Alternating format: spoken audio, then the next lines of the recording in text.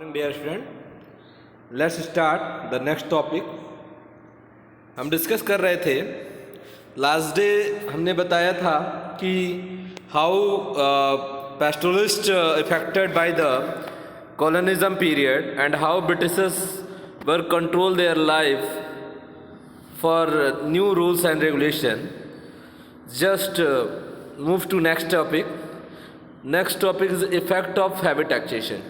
It means जो Britishers थे, जो कॉलोनिज्म पीरियड था, they always searching the resource of economical ways. It means वो हमेशा वो स्रोत ढूंढते थे जहाँ से रेवेन्यू हासिल हो, कोई ना कोई इकोनॉमिकल चीज़ें वो गेन कर सकें। The main objective of colonial state was to enhance its finance in the way or another. Hence it is always looked for every possible source of taxation. हमने कहा ना कि कॉलोनियल यानी जो कॉलोनियल पीरियड था उसमें वो लोग हर जगह जहाँ भी पॉसिबल हो वहाँ से वो सोचते थे कि रेवेन्यू हासिल कर सके, और उसके लिए वो नए नए टैक्स क्या करते थे, लोगों पे इम्पोज करते थे। The state impose tax on land on canal water. देखिए, अब यहाँ तक कंट्रोल उनका था कि उन्होंने आपके कैनाल वाटर यानी नहरों के पानी, सॉल्ट यानी नमक, व्यापार, trade goods, even then animals, इन पे भी क्या कर दिया, टैक्स लगाना शुरू कर दिया। The pastoralist were pay tax every animal they graze their pastures. ठीक है, जो पेस्टोरलिस्ट थे वो हर उस जानवर पे टैक्स इम्पोज कर रहे थे जो किसी चारागाह में जाते हों या चारागाह का उपयोग करते हों।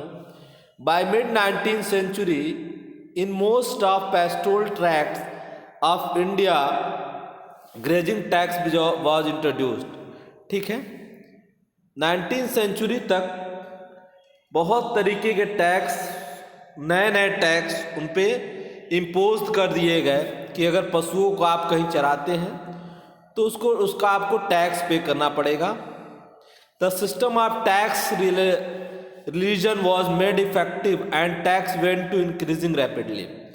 और ये जो नियम था वो केवल क्या कहते हैं, एक कानून ही नहीं था बल्कि इफेक्टिव रूप में लोगों पे इम्पोज किया जा रहा था और तेजी से ये बढ़ भी रहा था।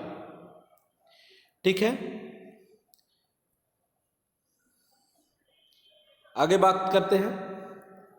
Contract system was introduced in decades between 1815 and 1818. Now the right to collect the grazing tax was given to contractors. अब स्थिति यहाँ तक की हो गई कि जो पॉस्चर्स लैंड थे या ग्रेजिंग लैंड थे उनका ठेका दिया जाने लगा। ठेका का मतलब कॉन्ट्रैक्ट दिया जाने लगा, और उसके लिए बहुत तरीके के नए नए कॉन्ट्रैक्टर्स भी सामने आए जिनको रेवेन्यू वसूल करने का, मतलब जो टैक्स वो इम्पोज कर रहे हैं वो ग्रेजिंग लैंड से या उन जगहों से क्या कर सकें, कैप्चर कर सकें। It recover the money they had to paid state and earn the maximum collecting taxes directly from pastoralist by 1880। ठीक है, इस तरीके से वो लोग क्या करते थे, उन पेस्टोरलिस्ट से, नोमैड्स से सीधा टैक्स क्या करते थे, 1880 के समय वसूल करते थे। Each of cattle headers was provided with a pass showing a number of his animal.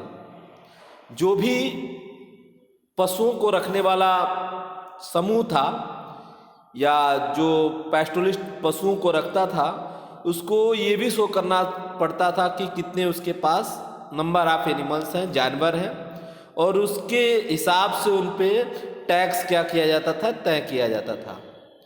All these measures are adopted by colonial period brought misfortunes for pastoral community. इस प्रकार के जो रूल्स रेगुलेशन थे उन्होंने इस कानून ने क्या कर दिया, उनकी लाइफ को बहुत ही ज़्यादा ट्रबल में डाल दिया, बहुत ज़्यादा वो मुश्किलों में पड़ गए हैवी बर्डन ऑफ टैक्सेस से, क्योंकि वो पहले ही बहुत ज़्यादा गरीब थे, उनकी कोई परमानेंट आय नहीं थी, उनकी कोई परमानेंट प्रॉपर्टी नहीं थी। वो लोग जगह जगह जंगलों में या ऐसे ही ग्रेजिंग लैंड पे या अनपरमानेंट लैंड पे क्या करते थे, खेती करते थे, या जो पशुओं से तैयार की गई चीज़ों को बेचते थे, तो उन पे ये टैक्स बहुत भारी पड़ रहा था।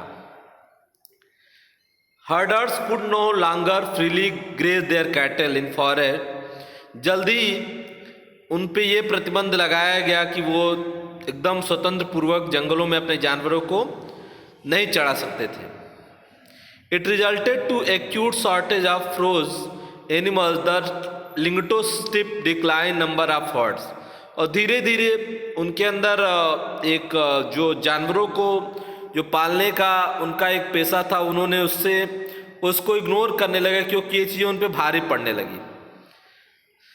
The existing animal stock had feed whatever grazing land remained. This led to continuous intensive grazing of these pastures, underfed cattle, large number of during scarcities in family.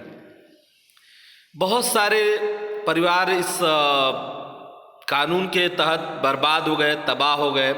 उनका जनजीवन इस एक्ट के थ्रू बहुत ज़्यादा प्रभावित हुआ।